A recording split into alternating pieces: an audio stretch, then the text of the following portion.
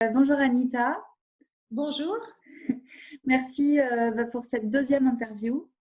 Cette vidéo, elle s'inscrit dans un petit cycle d'interviews qui porte donc sur la condition hautement sensible et le lien avec les troubles alimentaires. La vidéo d'aujourd'hui, elle porte sur la posture qu'on adopte, qu'on a tendance à adopter quand on a une condition hautement sensible vis-à-vis des autres. Donc, tous les comportements un petit peu associés. La majorité des personnes qui sont atteintes de boulimie, la très grande majorité, représentent les critères de la condition hautement sensible et donc les comportements associés. Alors, tout le monde n'a pas forcément les mêmes comportements, ce pas des sosies, puis il y a des degrés différents. Mais on va dire dans les grandes lignes que j'ai tendance à constater, il va y avoir par exemple cette question d'hyper-empathie dont on va un petit peu parler aujourd'hui et dans la prochaine vidéo. Le fait d'avoir souvent un comportement très centré sur l'autre, mais trop parfois centré sur l'autre, souvent au détriment de soi. Alors quelque chose que moi j'appelle la posture de prestataire. Souvent, on a l'impression qu'on doit faire des choses de telle ou telle manière. On ne sait pas trop comment se positionner dans nos interactions. Et puis ça entraîne parfois on va dire des choses qui nous échappent. C'est-à-dire qu'à la fois on est dans le souci de faire bien et en même temps on ne maîtrise pas forcément les codes ou la manière dont l'autre fonctionne. Et on a tendance à se sentir très vite seul avec tout ça, très vite incompris. Et puis, ça aussi, alors je ne sais pas si c'est lié à la condition hautement sensible ou pas forcément, mais je trouve qu'il y a aussi parfois de très grosses peurs d'abandon, de rupture, etc., qui peuvent venir aussi entacher les interactions. Déjà, peut-être que toi, tu as envie de compléter ce tableau-là, on va dire, des comportements type suradaptation ou fuite. Et puis, je me demandais en quoi est-ce que ces comportements, ils coupent un peu de la vie et des interactions. Tu vois, en quoi est-ce que ça empêche de trouver de l'épanouissement dans les relations? En ce qui concerne ce problème de suradaptation, et tu as raison de dire que c'est une forme de fuite, parce que c'est le cas, c'est très typique effectivement de la condition de la personne hautement sensible. Et à mon avis, ça s'explique à la fois par la condition de la personne hautement sensible, et ça vient chez certaines personnes être encore renforcé par les blessures. Je m'explique. Dans la vie, je pense qu'on a tous nos défis, on a tous nos difficultés à surmonter. Après, les raisons philosophiques qui sous-tendent cela, je ne vais pas les aborder là, mais je pense qu'on a tous notre lot quelque part. Certains ont une vie plus difficile que d'autres. Mais admettons qu'une personne hautement sensible vive une situation d'abandon. C'est important de réaliser que la condition hautement sensible fera qu'elle va vivre cet abandon-là d'une manière différente. Elle va peut-être, dans un certain sens, être choquée aussi parce que c'est pas ce qu'elle attend, c'est pas ce à quoi elle s'attend. Dans le sens où, dans son mode de fonctionnement à elle, jamais elle ferait ça. Donc, il y a la difficulté de cet effet de surprise, en fait, et de l'effondrement de sa vision du monde. Et ça crée une blessure identitaire très importante. Et ça fait que je pense que potentiellement le traumatisme peut être plus grand. Attention, évidemment, il n'y a pas que des mauvaises nouvelles, parce que les capacités de résilience de la personne hautement sensible et son envie de créer un monde meilleur et vraiment le potentiel qu'elle a en elle est aussi heureusement adapté, je dirais, quelque part peut-être une certaine forme de vulnérabilité qu'elle pourrait avoir de par justement le fait qu'elle ne s'attend pas à certaines choses, elle ne s'attend pas du tout à la malveillance, elle ne s'attend pas du tout à être abandonnée, elle ne s'attend pas du tout à être rejetée. C'est quelqu'un souvent, alors on a tous nos défauts, hein, même les personnes hautement sensibles, mais disons, elle aurait à cœur a priori de vraiment pas blesser, de faire attention à l'autre. D'ailleurs, comme tu l'as dit aussi au début, souvent c'est déséquilibré dans l'autre sens, c'est-à-dire qu'avant tout, elle fait attention aux autres avant de faire attention à elle. Donc ça, je dirais que c'est pour ça aussi que la personne hautement sensible va avoir tendance à se suradapter parce que justement, elle fait tellement attention à ça qu'elle va avoir tendance à porter un masque.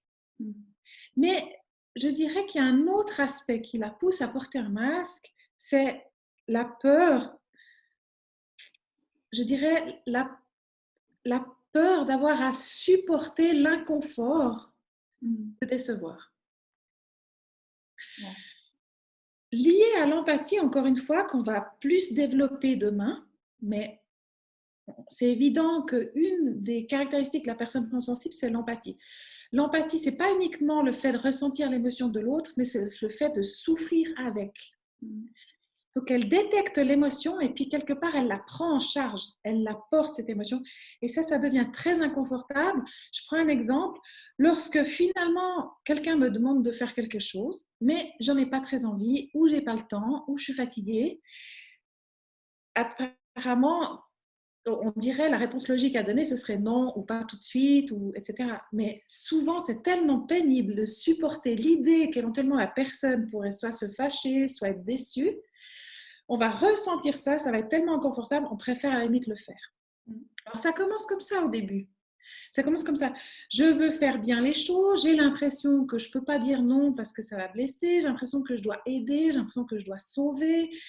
En plus, parfois, j'ai même été certainement valorisée parce que je rendais service, etc. J'ai cru que c'était pour ça qu'on m'aimait ou que c'était comme ça qu'on allait m'aimer. C'est tout un tas de croyances potentiellement en fonction, bien sûr, toujours de l'histoire de la personne qui vont se mettre en place et qui vont favoriser, particulièrement chez la personne hautement sensible, de par ses caractéristiques, qui vont favoriser cette suradaptation. Donc, pourquoi c'est une forme de fuite? C'est une fuite de ce propre inconfort. En fait, j'essaye d'éviter ça. J'essaye d'éviter de souffrir. Je préfère alors faire. Puis ensuite, je vais évidemment avoir le sentiment quelque part que je me suis un peu vendue, dans le sens où je me suis un peu trahie quelque part. Alors, évidemment, ça peut être plus ou moins fort, mais j'en avais pas vraiment envie. Je le fais quand même. Quel est le prix à payer de ça? C'est une forme de frustration. C'est aussi le sentiment que moi, je dois toujours faire pour les autres. Et quelque part, du coup, au fil du temps, on se dit, OK, moi, je dois donner beaucoup plus que ce que j'ai le droit de recevoir. Et ça, énergétiquement parlant, parce qu'on est avant tout des êtres énergétiques, hein, ça, je pourrais en parler aussi pendant des heures, mais ce n'est pas le but. Ça fait quoi? Ça veut dire que je vais me vider de mon énergie. Ensuite, je peux en vouloir à l'autre, bien sûr, et l'autre a une responsabilité, mais quelque part, moi, je me laisse faire. Quelque part, je cautionne ça, j'alimente ça souvent de façon assez inconsciente. Et je dirais que ça, c'est le premier élément qui fait que petit à petit, la vie s'échappe de moi.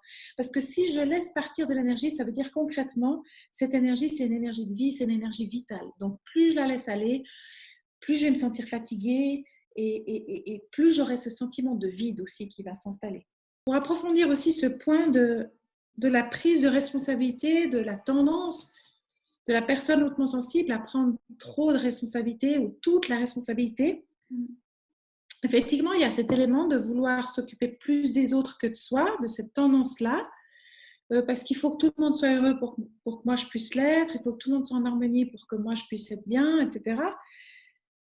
Et là, il y a un élément qui me semble important de se souvenir, c'est cette histoire du masque à oxygène dans l'avion, en fait. On doit d'abord le mettre sur soi, puis ensuite on va prendre soin des autres, parce que si je ne prends pas soin de moi, je ne peux de toute façon pas prendre soin des autres. C'est dans le sens où je ne vais pas vraiment prendre soin d'eux. Je vais être dans l'attente, je vais le faire pour sauver, mais à un moment donné, je vais tomber dans l'attitude de la victime, ou alors je vais leur en vouloir, etc.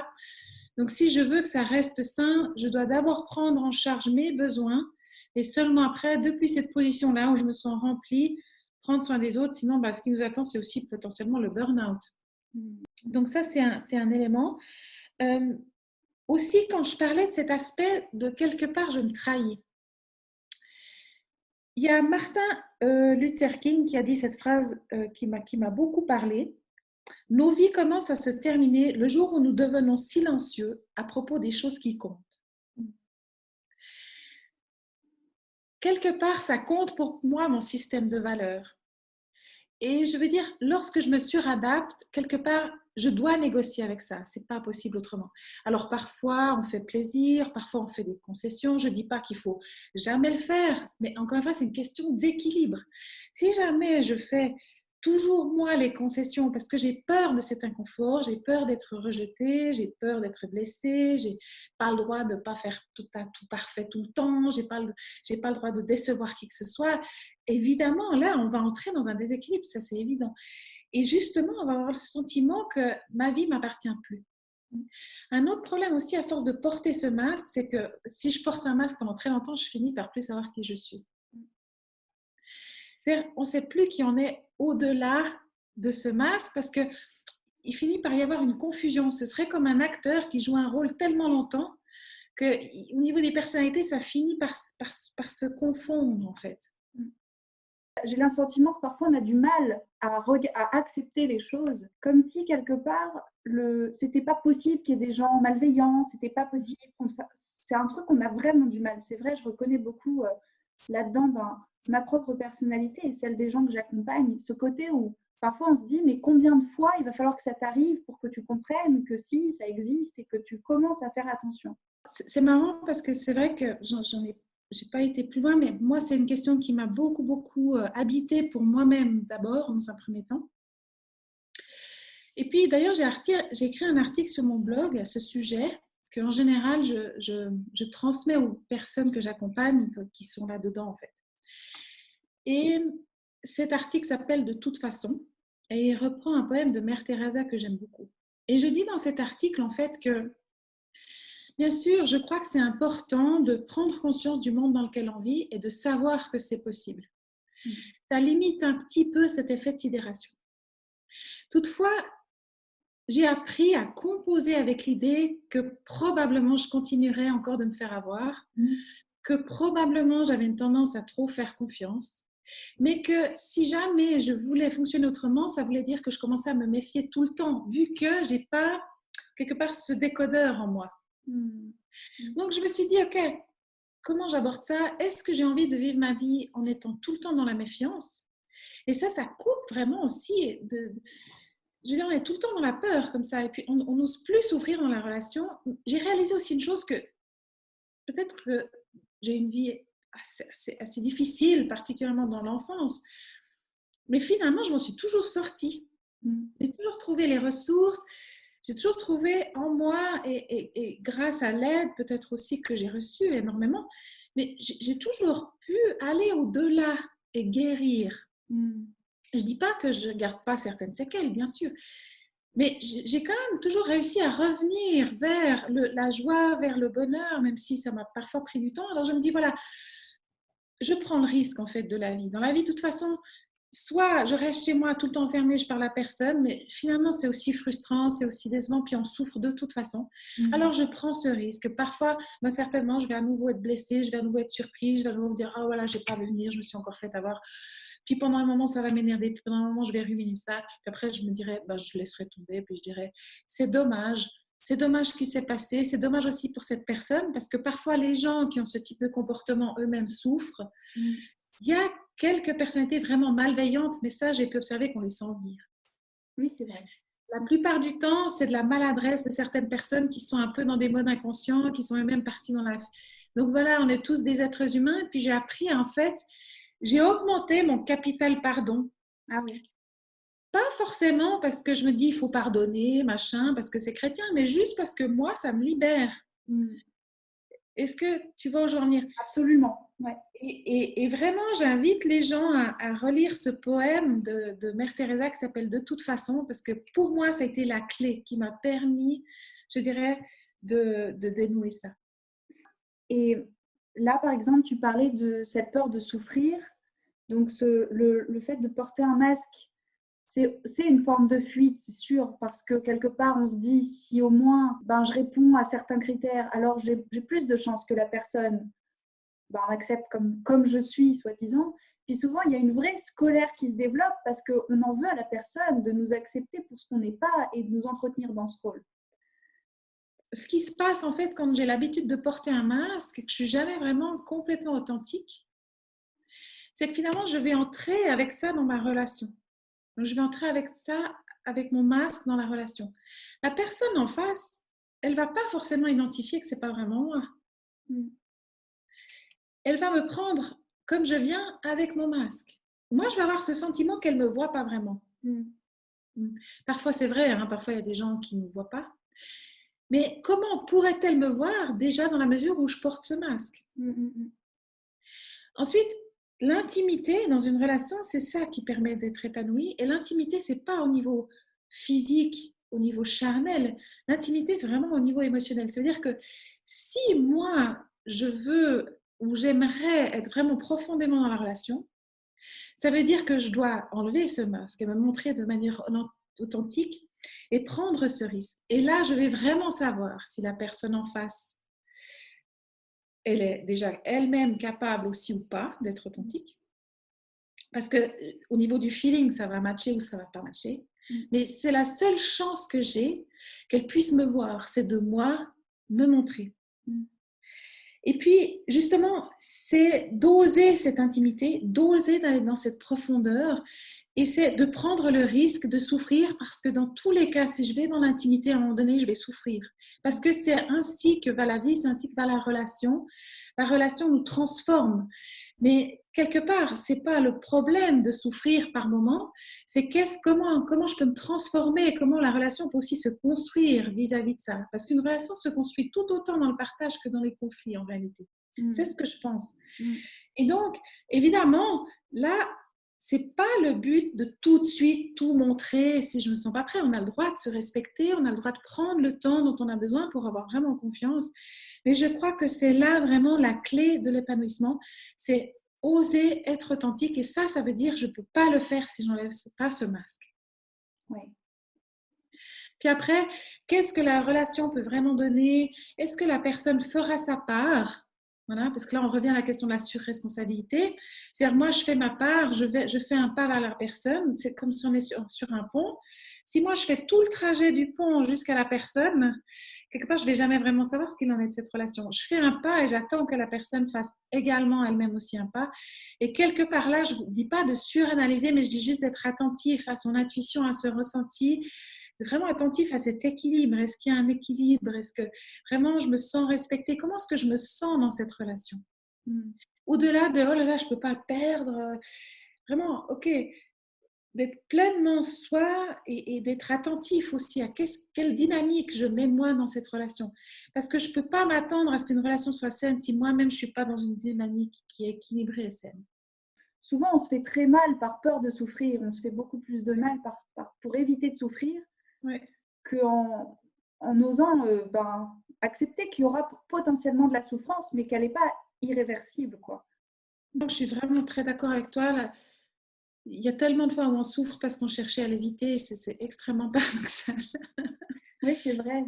Donc, après, quelles sont les pistes pour avancer là-dedans? Je dirais qu'il n'y a pas de solution miracle, comme tu le dis, parce que tout ça, c'est très facile à dire.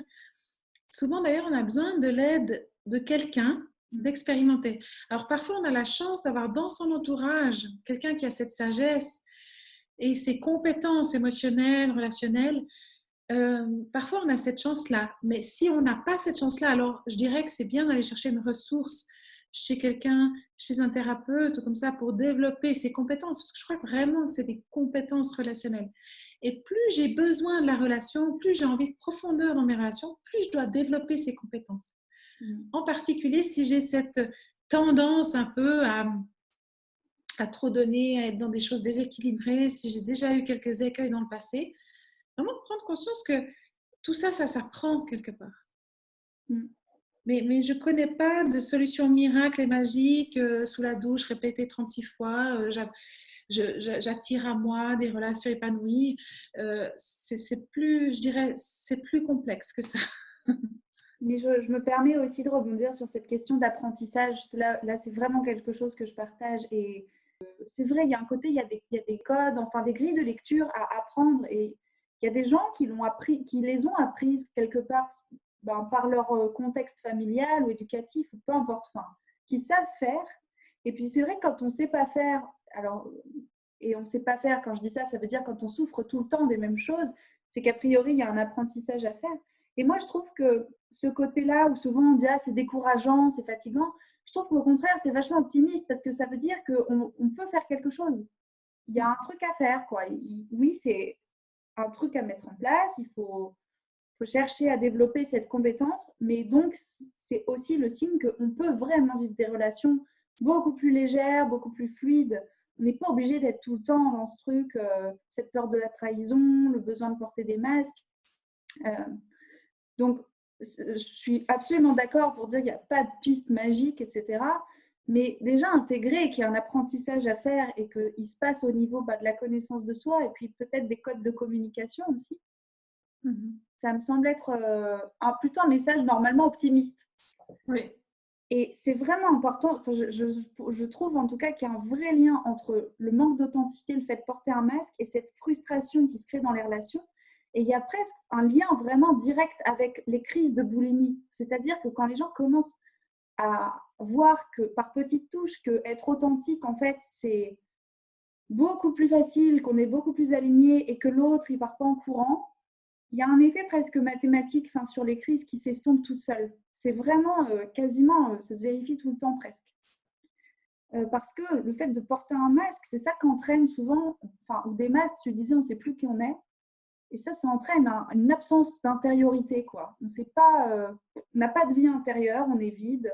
Ça, c'est très, très dur à porter.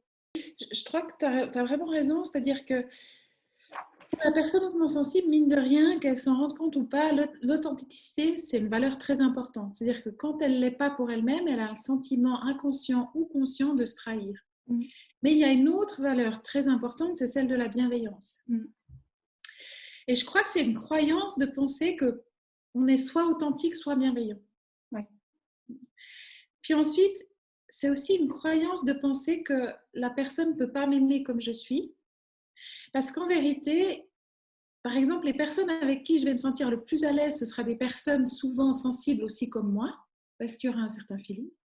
Et ces personnes seront mal à l'aise si je ne suis pas authentique. Donc c'est là le paradoxe, c'est qu'au fond, je crois qu'en n'étant pas authentique, je me préserve de perdre la relation, mais en réalité, je m'empêche d'entrer dans des relations qui pourraient vraiment m'épanouir. Donc tout ça, c'est très paradoxal, c'est beaucoup de croyances à changer, liées aussi certainement à des blessures, à des peurs, et tout ça, comme tu disais, ça s'apprend, ça se guérit. Et puis c'est par petites touches, je suis tout à fait d'accord avec toi, on n'est pas obligé de devenir authentique d'un jour à l'autre, de toute façon on ne sait pas faire ça. Mais l'idée c'est de petit à petit faire des pas dans la bonne direction, de prendre des petits risques qu'on peut gérer, etc., de voir que ça se passe bien et tout ça. Et puis finalement, tous les jours faire un pas de supplémentaire et à chaque fois on fait un pas vers soi. C'est vraiment une démarche qui effectivement, ça ne m'étonne pas du tout ce que tu dis, je ne savais pas, mais ça ne m'étonne pas du tout ce que tu dis, que ça a un impact direct sur les crises. Direct. Chaque manifestation de respect de soi, c'est un peu la même chose, c'est pareil, ça a vraiment un lien direct, quoi. C'est chaque fois qu'une personne va prendre le parti de se respecter, mais dans le respect de l'autre, sinon ça ne fonctionne pas. Si on est dans l'agressivité et quoi, ça ne marche pas. Mais quand on arrive à communiquer justement, il y a un effet, mais quasiment immédiat, quoi. Ça ne veut pas dire que la personne va arrêter de faire des crises du jour au lendemain. Ça veut dire que le jour où elle va aller dans le sens du respect d'elle-même, ce jour-là, probablement, elle ne fera pas de crise et elle se dira « mais c'est fou, quoi, c'est presque magique ». Et ça veut dire aussi que les fois d'après, quand elle retombera dans son addiction, ça pourra lui donner le signal d'alerte de « ah, peut-être que je suis allée trop loin, peut-être que je ne me suis pas respectée ». Oui. Après, il y a aussi un point que je voulais mentionner, ça dans l'apprentissage de l'authenticité. On pourrait aussi appeler ça l'affirmation de soi, hein, apprendre à poser des limites, apprendre à dire non. Quand on apprend, il y a toujours un moment donné où ça va mal sortir. Oui. C'est un peu comme les enfants qui doivent apprendre à dire non. Au début, communiquer, c'est quelque chose qui s'apprend, ça veut dire qu'on va faire des erreurs. Et il y a quand même un truc qu'il faut intégrer, à mon avis, pour pouvoir faire ce processus-là et oser prendre ce risque, c'est que ce n'est pas aussi grave que ce qu'on s'imagine. C'est-à-dire, il y a des fois, je vais dire un truc, j'aurais pas dû le dire comme ça, je m'en veux après parce que j'ai peut-être... Alors, on peut toujours aller s'excuser, on peut toujours, après coup, revenir, reformuler. Et lorsqu'on est dans une relation véritable, en tout cas, moi maintenant, je fais aussi attention à ça dans mes relations, c'est que moi, je suis capable de pardonner si la personne, une fois, a fait un écueil, une maladresse de communication. Voilà, on en parle, désaccord égale pas désamour. la première chose. Puis ensuite, on fait tous des erreurs, y compris dans la communication. Et tout ça, c'est pas aussi grave. Parce que des fois, dès qu'on parle un peu mal et qu'on a un peu haussé le ton et tout, c'est tout de suite l'autoflagellation et tout. J'ai été méchante. Alors, c'est vrai, c'était pas top. Je suis pas fière de la façon dont je l'ai dit, mais au moins, je l'ai dit. La prochaine fois, j'essaierai de le dire autrement. Et je peux toujours aller m'excuser. Ça, c'est un joker, j'ai envie de dire. Puis, plus ensuite, tout ça, ça se résorbe et à un moment donné, comme je vais avoir besoin d'attendre moins longtemps pour le dire, je serai moins dans l'émotionnel au moment où je vais le dire parce que je sais comment le faire, je sais le prix que ça coûte de trop attendre. Mais tout ça, ça prend du temps. Et je crois qu'il faut compter au début avec quelques comment dire, dérèglements de la communauté. Raté, quoi. Ouais. Mais je suis 1000 fois d'accord aussi. Et du coup, ça me permet pareil, de rebondir sur quelque chose qui me semble essentiel. Ça aussi, c'est vrai, c'est marrant parce que je le retrouve beaucoup. Mais quand je dis je le retrouve, moi aussi, quoi, j'étais comme ça et je me retrouve encore des fois comme ça quand je fais pas attention. Ce côté, croire aussi que c'est la posture que j'appelle prestataire, moi, qu'on doit fournir des choses, on doit fournir des prestations à l'autre, sinon ça ne va pas. Et c'est comme ça que souvent on se dit, je ne sais pas ce que je dois dire, ce que je dois faire, je ne sais pas comment je dois faire. Donc on est vraiment là-dedans, puis pas avec l'autre, on est dans notre tête et dans ce qu'on doit faire. Et c'est vrai, ce côté aussi, voilà, j'ai raté la communication, j'ai fait un truc qu'il ne fallait pas. Et souvent, moi, j'appelle aussi des personnes avec qui je travaille à relativiser justement leur responsabilité dans la réussite ou non de la relation. Alors, on peut discuter le sens réussite, mais souvent, quand quelque chose ne tourne pas comme on voudrait, on s'en veut beaucoup, on se dit, j'aurais pas dû écrire ça, surtout dans les relations amoureuses. J'aurais pas dû lui écrire ça, j'aurais pas dû lui dire ça, voilà, je l'ai envahi, voilà, j'ai été ci ou ça.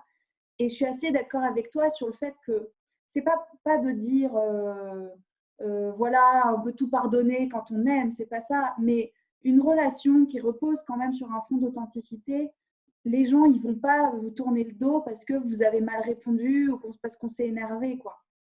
Oui. Souvent, je trouve qu'on a tendance à avoir l'impression qu'on a une responsabilité énorme dans la réussite ou non d'une relation. Je ne sais pas si tu vois ce que je veux dire. Ah oui, oui, mais ça, je te rejoins tout à fait. C'est comme s'il y avait un truc qu'on pouvait dire ou faire ou pas dire ou pas faire, à un moment donné, qui allait déterminer l'avenir entier d'une relation. Et ça, j'y crois pas du tout. Moi, je crois que les gens, je dis pas que j'ai jamais été comme ça, c'est faux. Parce que tu sais que je me suis pris la tête par le passé, mais aujourd'hui, j'ai vraiment cette conviction intérieure très profonde qu'en fait, les gens se rencontrent pas par hasard, qu'ils sont pas dans des relations par hasard. C'est pas pour rien que c'est si difficile parfois de quitter certaines relations qu'on devrait peut-être quitter plus tôt, etc. Qu'on se dit, ah, non, c'est parce qu'en fait, souvent on a quelque chose à apprendre avec les gens et ça veut dire que cette relation, elle est solide, elle va pouvoir se transformer, elle va pouvoir dépasser ça. Et d'autres relations sont peut-être pas faites pour durer aussi longtemps qu'on voudrait. Je ne sais plus qui c'est qui a écrit ce poème. D'ailleurs, il y a certaines personnes qu'on rencontre pour une saison et d'autres pour toute une vie. Voilà. Il y a des gens qui traversent notre vie, ils ont un rôle à jouer, on aimerait qu'ils restent plus longtemps, mais ils ne restent pas. C'est comme ça. Et je crois vraiment qu'on se donne trop de pouvoir, mais surtout qu'on ne fait pas assez confiance aussi à l'autre, dans le sens où l'autre, il a aussi une responsabilité dans la relation, il peut aussi s'exprimer, il peut aussi faire ses choix, c'est aussi lui qui décide ou pas de rester. Et tout ça, ça se construit vraiment. Et on construit des bases en fait, et on apprend à communiquer, on apprend à savoir aussi ce qui touche l'autre, à peut-être pas faire exprès, ou faire... Voilà, tout ça vraiment, ça se met en place au fur et à mesure. Et moi, j'avais cette tendance, comme j'étais plus jeune, par exemple, de vouloir... Je rencontrais quelqu'un, j'avais le feeling, je voulais absolument que ça dure toute la vie. Et puis en fait, je ne comprenais pas que c'est des choses qui se construisent, que l'affection, la confiance, la sécurité, voilà, c'est tout un chemin, c'est tout un processus. Et puis, un autre élément, je trouve, où parfois ou souvent on prend trop de responsabilités, c'est dans les relations quand les choses ne se passent pas comme on aurait envie. On en a déjà un peu parlé. Mais par exemple, j'arrive au bureau le matin et il y a une personne qui est un peu distante ou qui est un peu tendue. Et ça va me faire ruminer en fait. Ça va me faire ruminer, je vais me dire, ben voilà, c'est forcément de ma faute, j'ai dû dire un truc, faire un truc, pas dire un truc, pas faire un truc, pas le faire comme il faut, pas au bon moment. C'est sûrement à cause de ce que j'ai dit hier, etc. et ça devient obsessionnel et finalement assez narcissique. Et alors que cette personne a probablement tout un monde intérieur qui lui appartient. Peut-être qu'elle a passé une mauvaise nuit, peut-être qu'elle s'est fâchée avec je ne sais pas qui. Donc, c'est peut-être de ma faute, c'est peut-être à cause de moi. Dans ce cas-là, ben, j'espère qu'elle sera suffisamment adulte pour m'en parler. Ça, c'est sa responsabilité à elle. Je peux éventuellement lui poser la question, mais au-delà de ça, ça ne m'appartient pas. Et je ne peux pas m'attendre à ce que tout le monde soit bien tout le temps avant de moi m'autoriser à être en paix. Ça s'apprend aussi, ça, vraiment de réguler ça et d'équilibrer ça par rapport à ça. Si j'ai besoin de proposer mon aide à cette personne, je le fais. C'est vraiment, voilà, je me dis, ben, elle n'a pas l'air bien aujourd'hui, je me sens là de lui demander, c'est important pour moi, ça fait partie de mes valeurs, c'est tout à fait OK, mais pas de se dire que c'est ma responsabilité de faire en sorte que cette personne aille bien. En fait, moi, je suis responsable de mon bonheur. Je ne parle pas des enfants, hein. Je ne parle pas des personnes handicapées mentales, je ne parle pas des personnes trop âgées, je parle entre adultes. Voilà. Entre adultes, on est tous responsables de soi, on est tous responsables de notre ressenti, de ce qu'on fait avec. Quelque part, c'est une façon de vouloir contrôler l'autre, c'est aussi une façon un peu de l'infantiliser. Personnellement, je n'aime pas qu'on fasse ça avec moi. Je me sens infantilisée quand la personne va croire que toute ma vie dépend d'elle. Ça me met mal à l'aise. Et je me dis que pour les autres, ça doit être pareil. Ça va aussi les mettre mal à l'aise. Donc, de vraiment reprendre sa position et se recentrer. Ça s'apprend par des techniques, par exemple. Hein. Vraiment, je vais voir l'énergie de l'autre, je reviens chez moi. Et j'apprends ça. Et j'apprends cette limite psychique, en fait. Chez nous, c'est compliqué, ça, hein, la limite psychique, parce qu'on a cette tendance à être connecté ailleurs. Mais vraiment, de revenir parfois, de faire cet exercice, de revenir chez moi, de porter à nouveau l'attention sur moi et de décharger mon fardeau de tout ce qui ne m'appartient pas et de toutes les énergies que j'aurais absorbées mais qui ne m'appartiennent pas. Finalement, ça aussi, de nouveau, on le fait pour éviter de souffrir, on le fait pour éviter cet inconfort qu'on ne sait pas vraiment accueillir. Et puis, parfois aussi, on a appris ça de nos parents. Voilà. Donc, tout ça, c'est des choses à désapprendre, à déconstruire pour apprendre à construire de nouveaux schémas relationnels. Chacun est responsable de ses actes, chacun est responsable de sa vie, chacun est responsable de son ressenti. Encore une fois, je parle d'adulte à adulte. Et chacun doit prendre sa responsabilité. Et finalement, si moi, je prends la responsabilité de quelqu'un d'autre, je lui enlève la possibilité de le faire, je lui enlève sa capacité d'être autonome, et quelque part, je ne lui fais pas vraiment confiance. C'est comme si je lui disais, mais en fait, tu ne peux pas le faire. Donc, c'est se demander, est-ce que c'est tout à fait sain comme comportement? Je ne pense pas. Je sais bien qu'on fait ces choses-là sans faire exprès. Moi, ça m'arrive, je ne dis pas que je m'auto-flagelle et que je vais me sentir coupable, mais simplement de prendre conscience de ça. OK, qu'est-ce qui m'appartient à moi? Je prends ça en charge et le reste, je le remets en fait. Je partage 1000% là aussi tout ça complètement et c'est vraiment ce sont des principes ou des pistes que je propose souvent, enfin, que j'invite en tout cas à adopter parce que je crois qu'elles rendent forcément la vie plus simple quoi. Je peux reprendre peut-être si ça te va, je remets une couche à chaque fois, mais cette histoire d'abord, tu vois, de prendre soin de cette métaphore-là du masque dans l'avion, c'est exactement ça. Et cette phrase, d'abord, si je ne prends pas soin de moi, je ne peux pas prendre soin des autres. C'est quelque chose qu'on entend tellement. Je me rends compte que souvent, on ne se rend pas compte vraiment de ce qu'il y a derrière. Souvent, par exemple, les personnes avec qui je travaille, elles me disent au bout de plusieurs semaines, ah ben moi, je pensais vraiment que je me respectais, je pensais vraiment que je prenais soin de moi. Et en fait, je me rends compte que non, j'en suis hyper loin. Souvent, on croit vraiment qu'on est déjà en train de faire ça. Et on a tellement banalisé ce truc, on se dit, bah oui, je prends soin de moi, et on ne se rend pas du tout compte qu'en fait, on est très, très, très loin du minimum exigé pour se sentir bien, quoi. Je ne sais pas si c'est quelque chose que toi, tu constates aussi, mais souvent, moi, il y a une espèce de prise de conscience à mi-parcours de « Ah, mais moi, je croyais que j'étais déjà là-dedans, et je me rends compte qu'en fait, non. Ouais. » C'est assez fou, enfin... Oui, c'est fou, c'est une forme de folie. Alors, je ne parle pas d'un terme psychiatrique, c'est aliéné, mais c'est une forme de folie parce qu'effectivement, l'inconscient ne nous met que face aux problèmes qu'on peut régler. Ouais. Donc, tant qu'on n'a pas les ressources pour apprendre à faire ça, à se positionner, à dire non, etc., ça va se faire à l'insu de notre plein gré. On ne va même pas en avoir conscience. Et là où on sait qu'on avance, c'est quand on commence à plus supporter certaines choses. Ouais. Et une fois, j'avais lu « Apprenons à aimer cette goutte qui fait déborder le vase » parce que c'est la preuve qu'on est en train de changer. Ouais. Donc, je peux avoir pendant des années fait quelque chose, ça ne m'aura pas dérangé, puis ça commence à un moment donné à me déranger. Alors, je vais me dire « Oh mince, je vais voir cette thérapeute, et puis non, c'est pire qu'avant. » En fait, c'est le signe qu'il y a une prise de conscience, que c'est en train de changer. Et quand c'est en train de changer, ça commence à coûter trop d'énergie, en fait. C'est-à-dire qu'avant, ça ne se voyait pas. Et finalement, on avait trouvé une forme d'équilibre, peut-être qui était dans un assez malsain, mais toutefois, ça fonctionnait. Puis à un moment donné, je grandis, je prends conscience de certaines choses, genre, j'ai envie d'être plus authentique, je fais un pas vers ça. Et il y a certaines choses qui vont commencer à me déranger, je vais les voir, alors qu'avant, je ne le voyais pas. C'est comme ça, en fait, dans la vie. C'est pour ça que je ne peux pas forcément affirmer maintenant, aujourd'hui, ben voilà, moi, je sais dans toute situation prendre soin de moi, parce que c'est complètement faux, et puis ce serait me voiler la face. Ouais. Mais je sais, en fait, que maintenant, quand ça commence à m'énerver, ce n'est pas un retour en arrière, c'est qu'il y a quelque chose qu'avant, je n'avais pas vu, que je commence à voir.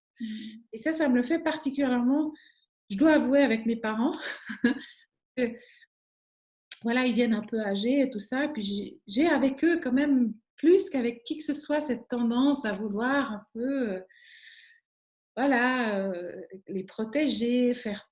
Et puis au fond, ben, je me sens bien avec ça dans un certain côté, mais dans un autre, c'est aussi lourd à porter. Donc parfois, tout à coup, je sais quand je vais trop loin, ben, je vais me sentir irritable, je ne vais plus avoir envie. Et ça, je sais, c'est un signe que je dois écouter. Et puis, mes parents, je veux dire, bon, ils viennent âgés, ils sont plus en excellente santé, mais ils restent tout à fait sains d'esprit. Donc, voilà, ils peuvent encore prendre soin d'eux. C'est pour ça, je pense que l'inconscient nous parle à travers ça, que quand on est prêt ensuite à poser les actes qui vont avec. Sinon, ça nous ferait souffrir pour rien. Absolument. Plus on avance et plus on se rend compte qu'en fait, on découvre toujours des champs dans lesquels on pensait déjà avoir atteint un certain degré de respect de soi. Et ça s'arrête jamais, mais ça devient, au-delà d'un certain stade, ça devient juste hyper intéressant de suivre cette quête parce que quelque part, on sait que le minimum vital, on l'a déjà, quoi. C'est-à-dire qu'on n'est plus des fois, des gens qui disent « je me sens serpillière », quoi. À partir du moment où on n'est plus là-dedans, on peut sereinement explorer le reste, quoi. Un des apprentissages qu'on peut faire, c'est, tu disais, si je vois quelqu'un qui n'est pas bien, je me mets à ruminer tout de suite. Et souvent, alors, moi j'encourage à questionner, mais je crois que si c'est bien fait, on perd jamais à questionner. Il vaut mieux sortir de cette espèce de rumination qui peut aller super loin et accepter que l'autre, il a le droit en fait de dire ce qu'il a. Oui. Alors, je dois dire que je te remercie d'avoir dit ça parce qu'effectivement, personnellement, le jour où je me suis autorisée à poser des questions, c'est ça qui m'a sorti de la rumination. Et maintenant, j'ai de moins en moins besoin de poser la question. Si c'est des amis proches, je vais toujours la poser parce que je vais sentir qu'il y a quelque chose et donc je vais poser la question aussi parce que pour moi, ça fait partie du soin qu'on a pour la relation, d'être attentif à l'autre, à oui, écoute, ça va aujourd'hui, je ne te sens pas comme d'habitude, est-ce que tout va bien, est-ce que je peux faire quelque chose? Puis si la personne me dit non, mais ça n'a rien à voir avec toi, par contre, là, je respecte. Et puis après, j'ai appris à rester en relation avec les personnes avec qui cette honnêteté-là était possible. Ouais. Et je sens que je ne peux pas poser ces questions-là. Moi, je n'essaye même pas parce que ça me fait, c'est trop en fait de prise de tête. Ça me fait trop... voilà, j'ai besoin que ce soit possible d'avoir cette transparence. Puis après, par exemple, je prends l'exemple assez typique des collègues de travail. Voilà. On peut poser la question et puis parfois, on n'est pas très bien accueilli dans ces questions-là. Mais dans ces moments-là, c'est important de garder à l'esprit que ça lui appartient, mais que du coup, si vraiment il y avait eu quelque chose que moi, j'aurais dû faire ou pas faire, c'était sa responsabilité de me le dire. Moi, j'ai posé la question, si elle ne me l'a pas dit. Après, voilà, quelque part, je la laisse vivre dans la liberté ce qu'elle a à vivre. Et puis, c'est inconfortable. Si c'est le cas, je reviens chez moi. Encore une fois, je fais ce travail d'accueillir, de retrouver mon centre. Et voilà, qu'est-ce que je peux faire de plus? Mhm. Mhm. Voilà. Parce que tout le monde n'a pas envie, en particulier au travail, de commencer à déballer sa vie, de dire ce qu'il y a qui ne va pas. Absolument. Certains vont avoir la politesse, la gentillesse de dire non, mais ça, t'inquiète pas, ça n'a rien à voir avec toi, je suis un peu fatiguée. Et puis d'autres pas, ben voilà, c'est comme ça. On doit prendre un peu les gens comme ils sont aussi. Mhm. Oui, absolument. Une des démarches qui me semble essentielle, boulimie ou pas, peu importe, mais en tout cas dans la perspective de prendre soin de sa haute sensibilité, c'est donc de se construire, d'honorer son système de valeurs, c'est-à-dire de suivre son cap, moi j'appelle ça comme ça. Oui. Tu disais tout à l'heure, quand je réfléchis un peu, j'ai confiance en mes ressources. Je sais que dans le passé, je m'en suis toujours sortie. Donc aujourd'hui, j'accepte de prendre le parti finalement de respecter mes valeurs, de respecter mon cap et mon fonctionnement. Ce qui peut inclure, par exemple, de ne pas être toujours dans la peur de me faire avoir, d'accepter que peut-être, ça ne se passera pas comme prévu. Et du coup, quelque part, en faisant ça, tu choisis de suivre, de respecter ton cap en te disant, j'accepte aussi les risques qui vont avec, quoi, quelque part. Et souvent, du coup, une question qui revient beaucoup, c'est ça, c'est comment est-ce que je fais pour respecter mes valeurs alors que j'ai l'impression qu'il n'y a personne qui fait pareil, quoi. Je dirais que parfois aussi, on voit ce qu'on est capable de voir. Je pense pas que ça puisse objectivement être vrai que personne suive ses valeurs, parce qu'au fond, je crois que tout le monde le fait du mieux qu'il peut. Ouais. Maintenant, on est bien conscient que les personnes hautement sensibles mettent la barre très haut. Donc, ça veut dire que probablement, elles ont des valeurs que tout le monde ne partage pas, ou en tout cas, et ça, on doit apprendre, je pense, pour souffrir moins à l'accepter. Dans le sens, dans la précédente vidéo, on parlait de cette histoire. Tu te souviens qu'on a certaines compétences et peut-être on ne s'en rend pas compte et on s'attendrait à ce que tout le monde ait les mêmes compétences que nous. Alors, je ne sais plus exactement dans quel contexte on disait ça, mais c'était peut-être certaines compétences d'intuition ou des choses comme ça, on percevait un peu certaines choses. Puis, on disait, mais les autres, mais ils ne voient pas, ce n'est pas possible. Enfin, puis on le prenait personnellement. Là, c'est la même chose, j'ai envie de dire. Nous, on a des valeurs, on y croit, on a envie de défendre des choses. Et bon, tout le monde n'apporte pas ça en lui, en fait. Et en même temps, je ne crois pas qu'il fasse exprès non plus. C'est un peu comme, voilà, moi, si je suis douée en maths, tous ceux qui sont nuls en maths, ils ne font pas exprès. Je peux leur en vouloir, mais en fait, au fond, ils ne comprennent pas les maths. C'est comme ça. Donc, je dirais que de sortir cette idée que je suis la seule, et puis de se comparer, déjà, je pense que ça allège un tout petit peu le fardeau. Puis ensuite, de réaliser qu'au fond, tout ça, c'est entre moi et moi. Ouais. C'est aussi redit dans ce poème que j'ai cité tout à l'heure de Mère Teresa, qui s'appelle De toute façon, c'est qu'à un moment donné, c'est entre moi et Dieu, si je suis croyant. C'est-à-dire qu'au fond, ça ne regarde personne et je ne suis pas obligée d'obliger tout le monde à me suivre, mais pour moi et pour ma propre estime de moi et pour mon propre sentiment intérieur, de me respecter mes valeurs, de respecter mes valeurs, ça va déterminer mon niveau ou pas d'épanouissement dans la vie. Donc au fond, le fait que tout le monde me suive ou pas, ça ne devrait pas être la priorité. Puis ensuite, quand vraiment je suis alignée, c'est impossible que je ne vois pas toutes les autres personnes qui le sont également. Parce qu'en vérité, parfois on se sent seul, mais on ne l'est pas. C'est une vision de l'esprit qu'on a. C'est comme quand on achète 2 chevaux jaunes, on a l'impression qu'il n'y a plus que des 2 chevaux jaunes. C'est vraiment cette idée que mon cerveau va s'attacher à voir ce dans quoi je suis. Et vraiment, il a cette capacité de filtrer que je peux utiliser à mon escient ou pas.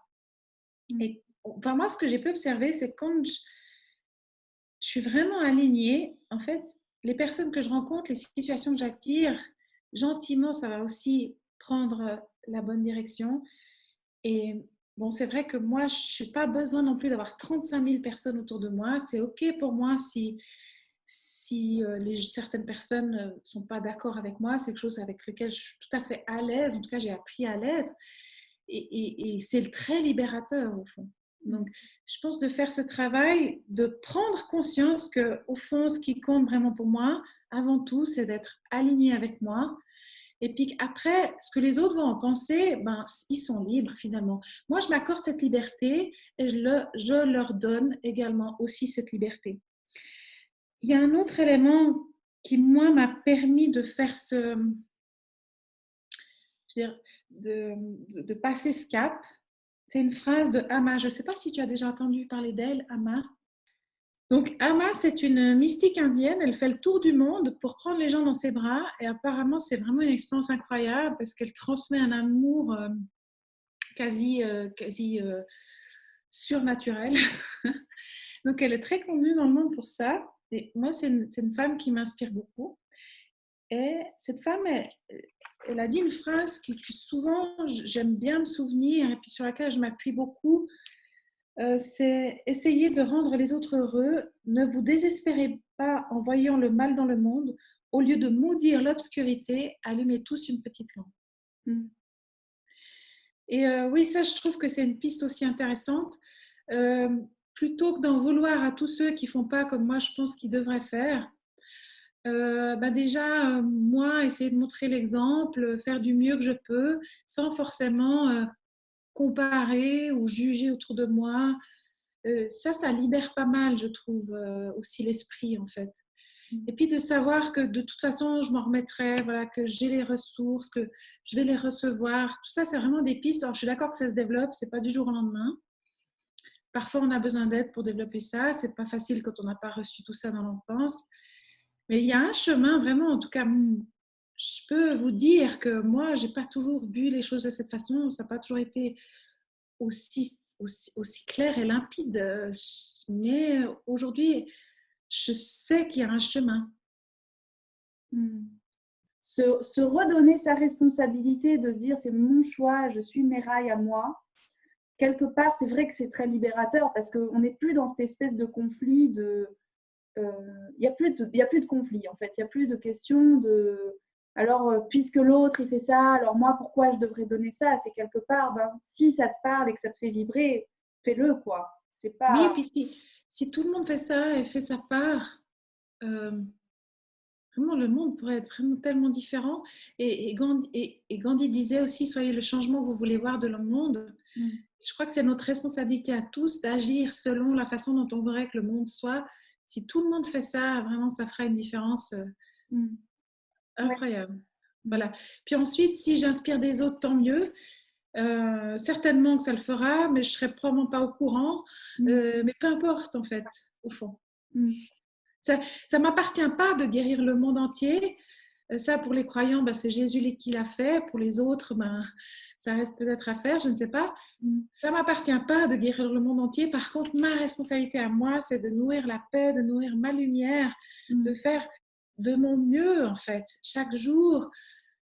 Des jours, je vais y arriver mieux que d'autres. Des jours, j'ai le droit aussi de ne pas y arriver. Mais en fait, voilà, ça devrait être ma priorité. D'abord, ma lumière, ma vibration, apporter moi, avoir les actes qui sont cohérents avec ma vision du monde, avec mes valeurs. Et puis les autres, ce sera leur responsabilité de faire leur chemin. Et alors ça renvoie à une question qui est franchement délicate et j'ignore s'il y a une réponse. Et moi, souvent, je vais te dire honnêtement, non seulement je ne sais pas quoi répondre, mais moi-même, je me bats pas mal avec ça parce que je n'ai pas la réponse. Comment est-ce qu'on fait? Comment est-ce qu'on gère? Comment est-ce qu'on supporte, tu vois, de voir la souffrance des autres, quoi, notamment quand elle est infligée par d'autres humains. Je trouve que ça, c'est extrêmement dur. Il y a beaucoup de personnes, par exemple, me parlent de la souffrance animale. Et moi, c'est vrai que c'est pareil, c'est des trucs, c'est une hantise, quoi.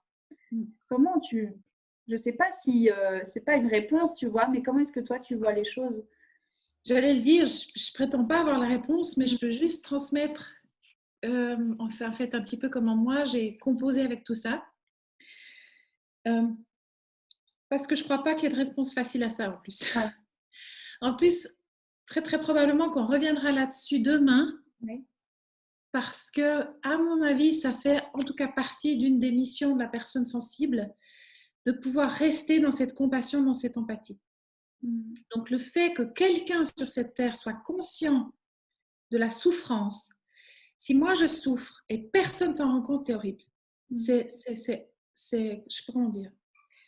Le sentiment de rejet, il est incommensurable. Mais s'il y a au moins une personne qui s'est rendue compte, c'est comme si, quelque part, on mettait la lumière là-dessus. Donc ça, c'est vraiment important qu'on prenne conscience que le but, c'est pas de plus sentir. À mon avis, c'est pas ça l'idée et c'est pas ça le chemin. Et de toute façon, on peut pas.